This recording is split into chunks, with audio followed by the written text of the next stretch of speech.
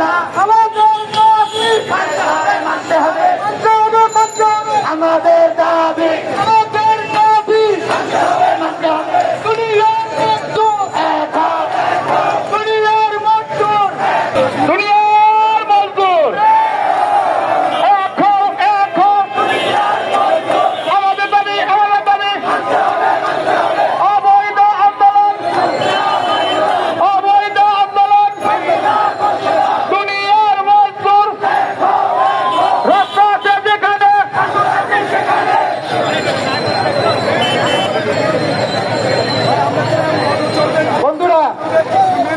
উপস্থিত বন্ধুরা, আপনারা সমাবেশটা সুন্দর করে করতে হবে, ভালো করে করতে হবে, বলে ভালো করে করার জন্য একটু কষ্ট করেন। যারা সামনে আছেন পয়সা করেন, সবাই যাদের পয়সা করেন, সবাই বসেন, পয়সা করেন। আর ধান পাকের যে গাড়িগুলো আসতেছে এইগুলো বের হয়ে যাবে, ধান পাক দিয়ে গাড়ি বের হয়ে যাবে।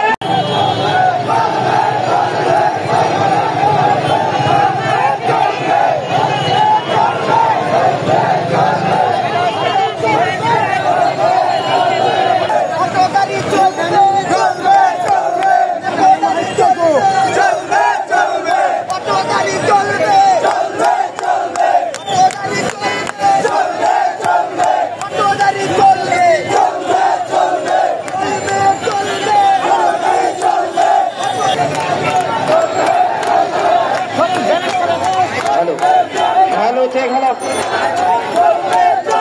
ভালো চেক। আমরা বলতে চাই, একদিকে আদালতের আদেশকে প্রত্যাহার করতে হবে, একই সাথে আমাদের জনগণের জন্য আমাদেরকে লাইসেন্স এবং ফুড পারমিট প্রদান করতে হবে।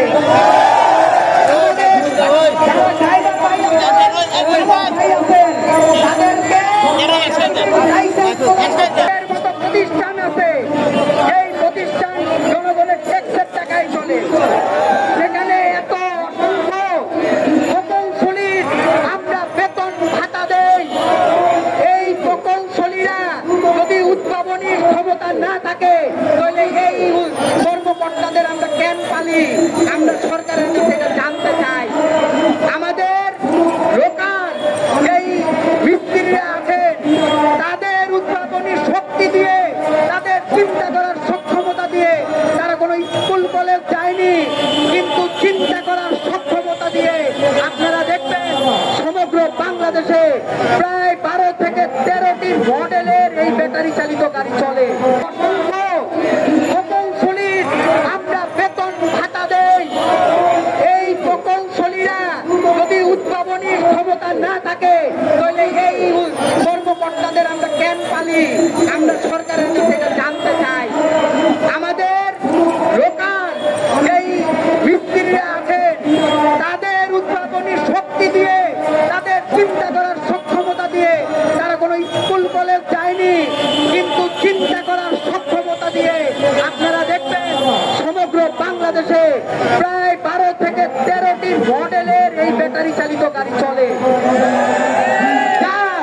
3 থেকে 4টি গাড়ি অনেক নিরাপদ হিসেবে বিবেচিত। এটিকে প্রয়োজনে পরীক্ষা করেন।